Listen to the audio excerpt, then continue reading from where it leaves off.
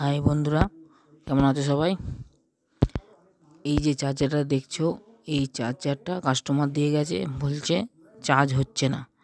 আর এর ব্যান্ড সুইচটা, যাকে আমরা বলি লোটারি সুইচ, এই সুইচটা জাম আছে, মানে এক ঘাট চেঞ্জ হচ্ছে না। আমার কাস্টমার বললো এটা যদি কোনো প্রবলেম হয় এটা চেঞ্জ করে দেবে। এবার আমি এটা দেখার পর বুঝলাম যে এটা না চেঞ্জ করলেও হবে। হ্যাঁ, এই ব্যান্ড সুইচটা ওয়াশ করলেও হয়ে যাবে। আর তোমাদের যদি এরকম কোনো প্রবলেম হয়, দেখো আমি কেমন করছি, এরকম তোমরাও করবে, তোমাদের কাজটা সাকসেসফুল হয়ে যাবে।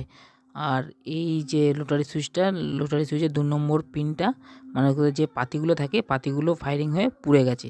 ওই জন্য আমি 2 নম্বরটা কানেকশানটা কেটে দিয়ে, আর 3 নম্বর আর 4 নম্বর যেটা শর্ট থাকে সেটা আমি 4 নম্বর যে লোটারি সুইচের পিনে 3 নম্বর কানেকশান দেবো, আর এই 4 নম্বর কানেকশান দেবো, আর 3 নম্বর পিনে আর যে কয়েলটা আছে কয়েলের 2 নম্বর কানেকশানটা দেবো, আর লোটারি সুইচের 2 নম্বরটা ফলস রেখে দেবো। কারণ এইটা করে দিলেই হয়ে যাবে, নইলে এটা পাল্টাতে গেলে অনেকটা খরচা বলে এটা আমি এরকমভাবে কাজটা করে দিলাম। তোমাদের যদি এরকম কোনো প্রবলেম হয়, তোমরাও এরকমভাবে কাজটা করতে পারো। এটা সাকসেসফুল হবে।